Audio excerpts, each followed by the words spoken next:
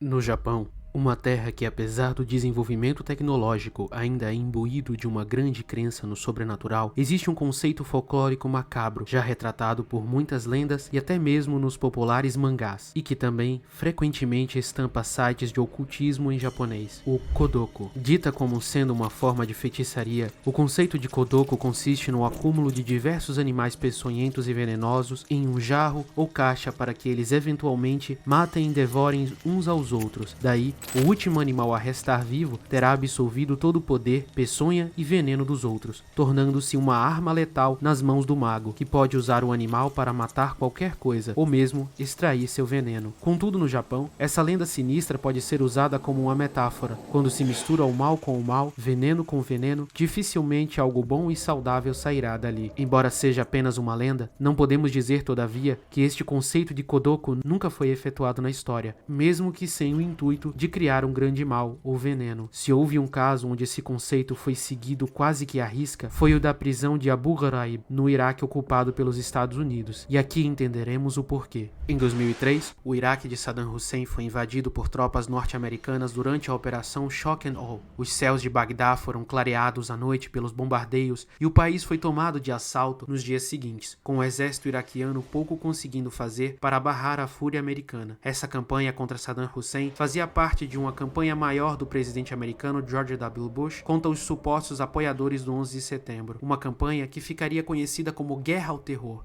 Após americanos assumirem o controle de Bagdá e da maior parte do país, Saddam Hussein e outros oficiais de alta patente, juntamente com membros do alto escalão do partido Ba'ath, se esconderam, deixando as colapsadas e confusas forças armadas do Iraque sem saber o que fazer e o caminho livre para os americanos. Quase que imediatamente após a vitória dos Estados Unidos, um mês depois da invasão, em maio de 2003, iniciou-se um movimento clandestino de insurgência contra as tropas de ocupação americana. Os insurgentes, que eram em sua maioria ex-soldados de milícias militares e paramilitares leais a Saddam e ao partido Ba'ath, como a Guarda Republicana e os Fidain Saddam, juntaram-se a jihadistas sunitas, o grupo favorecido por Saddam, e alguns poucos xiitas para expulsar as tropas americanas, utilizando táticas de guerrilha urbana. Mas como combater esses soldados anônimos e furtivos que se escondiam na noite e nas vielas das cidades? Cidades como Fallujah, uma fortaleza do Islã sunita onde ocorreu a mais sangrenta batalha para os militares americanos após as grandes guerras e o Vietnã. A resposta para os militares invasores era clara: inteligência. Uma inteligência, porém, tão brutal e impiedosa quanto o Kodoku japonês.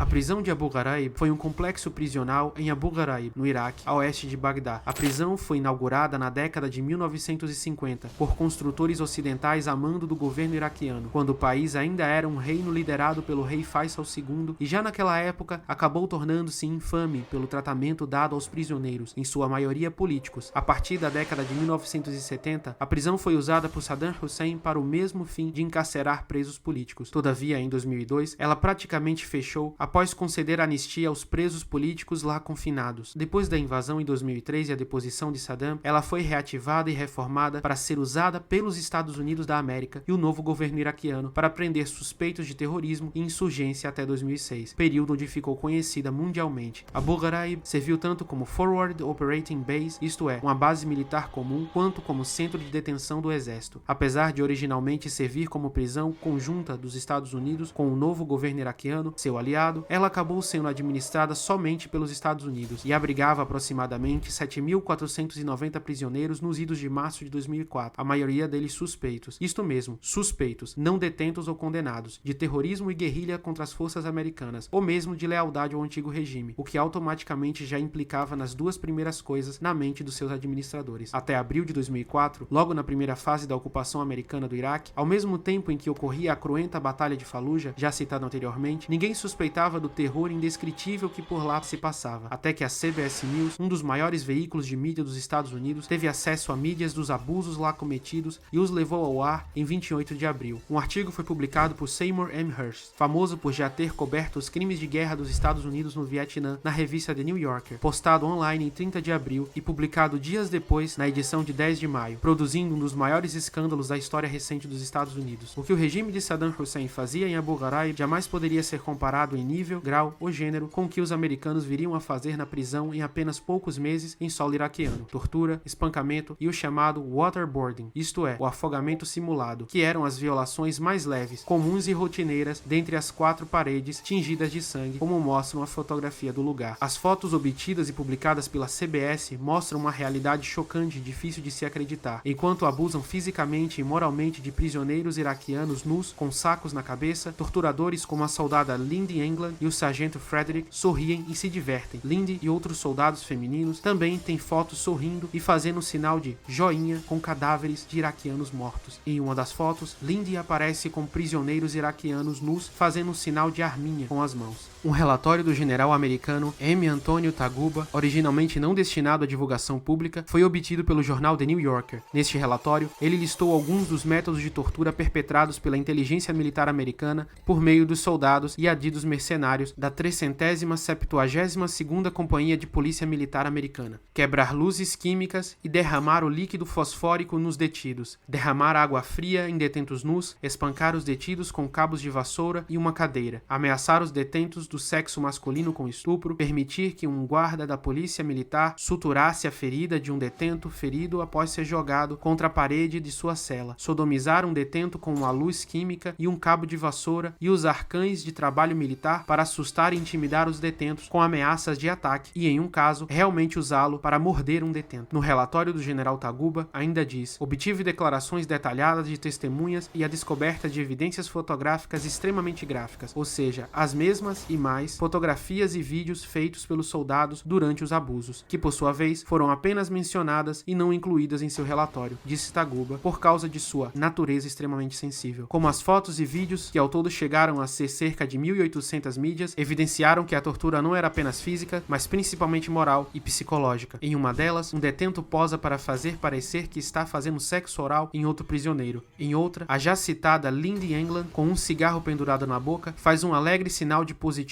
com um polegar e aponta para os órgãos genitais de um jovem iraquiano, que está nu, exceto por um saco de areia na cabeça, enquanto ele é forçado a se masturbar. Um policial militar, Matthew Winson, que visitou a prisão e testemunhou essas torturas e humilhações, disse: vi 2 detentos nus, um se masturbando e outro ajoelhado de boca aberta. Achei que deveria simplesmente sair de lá. Não achei certo. Eu vi o sargento Frederick caminhando em minha direção e ele disse: veja o que esses animais fazem quando você os deixa sozinhos por 2 segundos. Ouvi a soldado England gritar: ele está ficando duro. A especialista Sabrina Harman, uma das acusadas pelo horror em Abu Ghraib, testemunhou que era seu trabalho manter os detentos acordados, incluindo o caso específico de um prisioneiro encapuzado que foi colocado em uma caixa com fios presos aos dedos, das mãos, dos pés e do pênis. Além disso, eles também eram obrigados a responderem perguntas de cunho religioso contra o Islã e muitas vezes os seus torturadores os forçavam a blasfemar contra a própria religião e a negá-la enquanto debochavam da mesma. A essa altura, a maioria dos prisioneiros, no outono havia vários milhares, incluindo mulheres e adolescentes, diferente do que se esperava, eram civis, muitos dos quais haviam sido apanhados em varreduras militares aleatórias e em postos de controle nas rodovias. Eles caíram em 3 categorias vagamente definidas: criminosos comuns, detidos de segurança suspeitos de crime contra a coalizão, ou seja, o governo americano e o seu novo instalado governo do Iraque, e um minúsculo número de suspeitos líderes de alto valor da insurgência contra as forças da coalizão. Obviamente, diversos desses incidentes levaram à morte de pessoas ou ferimentos e lesões irreversíveis nos prisioneiros, em sua grande maioria civis inocentes. Engana-se, no entanto, aquele que pensa que a covardia e a degradação eram restritos aos prisioneiros homens. Em dezembro de 2003, uma prisioneira dentro da prisão oeste de Bagdá conseguiu contrabandear uma nota. Seu conteúdo era tão chocante que, a princípio, o advogado Amal Qadam Sawadi e as outras advogadas iraquianas que tentavam obter acesso à prisão americana acharam difícil de acreditar. A nota afirmava que os guardas americanos estavam estuprando mulheres detidas, que eram então uma parcela dos detentos de Abu Ghraib. Várias das mulheres estavam grávidas, acrescentou, devido aos estupros. As mulheres eram forçadas a se despir na frente dos homens, disse, e praticar sexo. A nota exortava a resistência iraquiana a bombardear a prisão para poupar as mulheres de mais vergonha. Dentre as 1.800 fotografias digitais tiradas por guardas americanos dentro de Abu Ghraib, há, segundo o relatório do general Taguba, imagens de um policial militar americano fazendo sexo forçado com uma mulher iraquiana.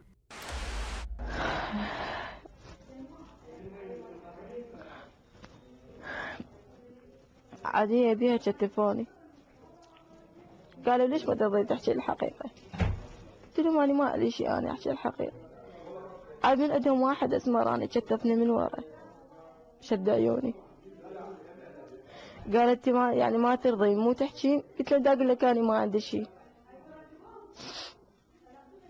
دا اقول لك اني ما عندي شيء. قال ما عندي شيء. عاد واحد منهم جطني بالقاع، بس شنو صار راسي وين على الكاشي. عاد سوى اللي سواه هو، يعني ادنالي. اجا ذاك هاماتين ادنالي، وجا ذاك الثالث هاماتين. بس اتوسل بيه وابكي يعني. بس هو يعني شلون صام حلقي، ما يعني خليني اطلع صوت على ام ذول الجماعة هم وياه. عاد واحد من عندهم قال ها كملتوا؟ نجي احنا هماتين ندنا. عاد بيها قالوا لا جت ترى لجنة امريكية. عاد اخذوني للقاضي. قال ظل يحكي حكاية منها وحكاية منها. عاد قال لي انت ما عندك سوالف يعني مو زينة، ما احد يدناك، يعني ما فات بيتش للدعارة. قلت له لا ما عندي هيك. جاي يقول لي اكيد؟ قلت له اي اكيد ما عندي هيك. عاد من مال ابو نجمتين خلى ايدي على صدري قال لي ايه انت خوش يعني صدرك يعني زين بعدك يعني ها. قلت له انت شو تدري من جاي يقول لي صمحك شو سكتي احسن لك. عاد واحد من عندهم قال لي قلت له عافيه بدعت امك وابوك طلعني. قال لا بروح امي اطلعك بس بشرط تعطيني شغله من عندك وحده. قلت له هيك هيك يقول ادنالك. قلت له لا ما اقدر اني. طببني بغرفه يعني بيها سلاح نص خمس وشربايه، بس غرفه يعني صغيرونه قعدني بيها. عاداك جابوا نجمتي ايش يقول له؟ قال له لا عوفة علي يعني. حلفت له بالقرآن الكريم. قلت له نوره للنبي. قلت له أنا ما عندي يعني شغلات. يقول لي ما عندك شغلات؟ قلت له ايه. عاد مثل الصندة سودة. شو اقول لك يعني بديها مثل البوري. عاد قام ضربني على زري.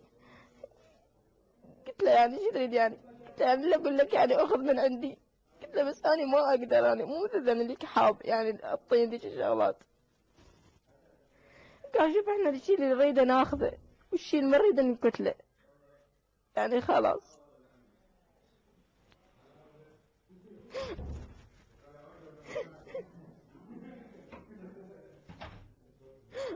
أنا ما أقدر الله يخليك أكمل.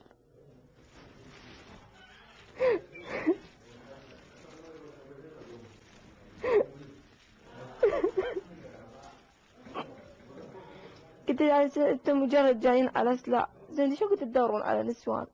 يقول لي هي متعة بتمتع بيها ونشمرها شلون شمرة الشلب. قلت له يعني ما تخافون يعني أحد يطلع وراها ما يطلع وراها؟ يقولوا لا إحنا ما حد يقدر يوقف بصادنا.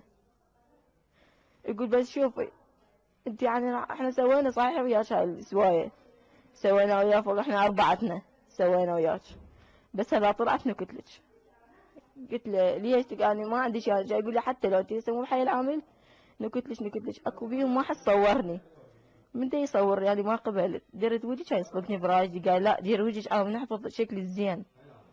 عاد صورني واحد من عندهم قال بس حي العامل ما تبقين بيها، اذا بقيتي بيها نمحيش من عندها. Taguba descobriu que os guardas também filmaram e fotografaram detidas nuas. A administração Bush recusou-se a divulgar outras fotografias de mulheres iraquianas forçadas sobre a mira de uma arma a desnudar os seios, embora as tenha mostrado no Congresso, ostensivamente para evitar ataques a soldados americanos no Iraque e retaliações, mas na realidade suspeita-se que foi para evitar mais embaraço com todo o escândalo. Um dos jornalistas que cobriu o caso relatou que uma fonte muito precisa em Washington, em contato próximo com militares, confirmou histórias terríveis de estupro coletivo pelas forças dos Estados Unidos na agora notória prisão. Surgiu também um terrível relato de que uma mulher iraquiana, na casa dos 70 anos, havia sido amarrada e montada como um burro em Abu Ghraib, fato confirmado pela policial militar Anne Cleary, que descobriu que era verdade e acrescentou: ela foi mantida presa por cerca de 6 semanas sem acusação. Durante, naquela ocasião, ela foi insultada e disseram que ela era uma jumenta. Em Abu Ghraib, as mulheres foram torturadas pelos americanos muito mais do que os homens, disse a ativista árabe Lima Nabil ao The Independent. Uma mulher disse que testemunhou 5 meninas sendo estupradas. A maioria das mulheres na prisão foi estuprada. Algumas delas saíram grávidas da prisão. Uma delas é supostamente a amante do ex-diretor do Mukhabarat. Ela é uma viúva e era dona de uma pequena loja. Ela também trabalhava como motorista de táxi, transportando crianças de e para o jardim de infância. Engana-se novamente aquele que pensa que os abusos, incluindo sexuais, restringiam-se a mulheres e homens. Segundo o jornalista já citado, Seymour Hersh, crianças e adolescentes menores de idade também foram estuprados e seus estupros gravados com as fitas do conteúdo pedofílico estando em possessão do Pentágono. Diz Seymour, as mulheres passavam mensagens dizendo: por favor, venham me matar por causa do que aconteceu. Basicamente o que aconteceu é que aquelas mulheres foram presas com meninos e crianças em casos que foram gravados. O pior de todos é a trilha sonora dos garotos gritando que seu governo tem. Eles estão em total terror. Além das cartas enviadas pelas detentas, que não tiveram muito sucesso em serem ouvidas, os abusos se tornaram públicos através da CBS por causa da indignação de um militar que também testemunhou, o especialista Joseph M. Derby, um outro policial militar cujo papel surgiu durante a audiência. Uma testemunha do governo, o agente especial Scott Bobeck, que é membro da Divisão de Investigação Criminal do Exército, CID, disse ao tribunal, de acordo com uma transcrição resumida disponibilizada, a investigação começou depois do soldado Derby. Ele obteve um CD de Corporal Grunner. Ele encontrou fotos de detentos nus. Bobeck disse que Derby inicialmente colocou uma carta anônima sob nossa porta. Depois ele se apresentou e deu uma declaração juramentada. Ele se sentiu muito mal com isso e achou que era muito errado. Uma outra testemunha chamada a depor nos julgamentos de alguns dos acusados, Sargento Davis, relatou o seguinte: a ala pertence ao MI, Military Intelligence, e parece que o pessoal do MI aprovou o abuso. Isto é, basicamente o sargento estava dizendo que a política oficial da inteligência na prisão era aquela rotina de humilhação sexual, estupros, pedofilia e deboche com sofrimento alheio, tendo tudo isso em vista da obtenção de informações dos supostos insurgentes. No entanto, toda essa cooperação do exército americano foi negada pelo secretário de Estado americano da época, Donald Rumsfeld, que disse: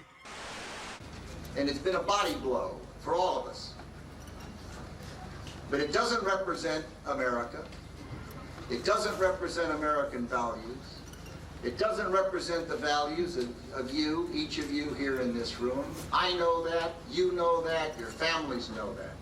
Todavia, os relatos, testemunhos e uma entrevista da primeira chefe americana da prisão, Janice Karpinski, contradizem o Sr. Rumsfeld. Numa entrevista, Karpinski disse: há memorandos mostrando que Rumsfeld aprovou as táticas semelhantes para Abu Ghraib, onde as convenções de Genebra deveriam ser aplicadas. Entrevistador: existe algum documento mostrando que Donald Rumsfeld também aprovou técnicas de interrogatório específicas para Abu Ghraib? Karpinski: eu não vi pessoalmente na época, mas desde que tudo isso saiu, eu não apenas vi, mas fui questionada sobre alguns desses documentos, que ele assinou e concordou. Entrevistador: sobre Abu Ghraib? Karpinski: sim, sobre usar as mesmas táticas que deram certo na Baía de Guantánamo, em Abu Ghraib. Entrevistador: esses documentos ainda não foram liberados? Karpinski: não. Os abusos em Abu Ghraib foram longos, durante o período da ocupação americana, e a prisão só foi fechada em 2006. Tendo tudo isso em vista, fica fácil perceber que a guerra no Iraque, apesar da enormidade de dinheiro gasto em todos os esforços, falhou em ser cessada, e como os guerrilheiros e insurgentes apenas cresceram em número. Isto é, eles não só cresceram em número, mas em radicalismo e crueldade. Os insurgentes, que eram leais a Saddam e ao Partido Baath, logo tiveram que se aliar àqueles que se tornavam mais numerosos que eles, os jihadistas salafistas. Com um discurso islâmico radical e alimentado pelos horrores vividos na ocupação e vistos em Abu Ghraib, esses grupos se condensaram ao redor da Al-Qaeda e formaram em 2014 o Estado Islâmico do Iraque e da Síria, ou ISIS. Isso se deve ao fato de que, além de ser pouco efetiva, a tortura, em particular aquelas carregadas de morbidez como as de Abu Ghraib, serviu como propaganda e alimento para os grupos terroristas e insurgentes cujos membros anteriormente por elas foram vitimados, pois muitos dos futuros membros do Estado Islâmico eram anteriormente civis sem qualquer contato com extremismo ou sequer religiosos, que haviam sido capturados sem nenhum tipo de acusação, torturados e tido contato com outros detentos, eles sim extremistas, dentro da prisão de Abu Ghraib, sendo ambos torturados e criados vínculos ideológicos que futuramente seriam fundamentais para o surgimento do terrível grupo Estado Islâmico que foi gestado em Abu Ghraib. O ideólogo egípcio Said Qutb, um dos pais do islamismo radical político moderno, foi torturado na prisão entre 1954 e 1964, o que que contribuiu para o seu endurecimento e radicalismo, que só aumentou após sua libertação. Ayman Zawahiri, líder da Al-Qaeda, após a morte de Osama Bin Laden, também havia sido torturado no Egito em 1980. Sherif Kouachi, um dos terroristas que atacaram o jornal francês Charlie Hebdo em 2015, citou entre suas motivações: tudo que via na TV, a tortura em Abu Ghraib, aquilo me motivou. Como podemos ver, a tortura e a barbárie como vistas em Abu Ghraib apenas alimentam o discurso e o ímpeto dos que foram realmente vitimados e dos seus aliados por eles inspirados, que inicialmente são ultrajados por ela, mas após sofrerem todas aquelas situações, saem delas extremamente traumatizados e ideologicamente radicalizados. Sobre isso, o advogado britânico Philip Sandys disse sobre sua experiência na Europa durante o Troubles nas décadas de 70 e 90 na Irlanda do Norte, quando um grupo terrorista irlandês, o Irish Republican Army, empregou uma campanha armada contra o exército britânico, que respondeu com tortura. Acredita-se que no Reino Unido a tortura tenha prolongado o conflito por 15 ou 30 anos, pois tudo o que ela fez foi enfurecer a comunidade de origem das vítimas. Ela criou um ambiente propício para o recrutamento. Desse modo, é quase certo que o ultraje, a revolta, a humilhação e a barbárie experienciadas no Kodoko de Abu Ghraib ajudou a criar um mal, um veneno bem mais potente e letal, tal como no conto japonês. As crueldades que os jihadistas pós-intervenção americana viriam a apresentar mostram que eles aprenderam algo em Abu Ghraib, algo venenoso, peçonhento e letal.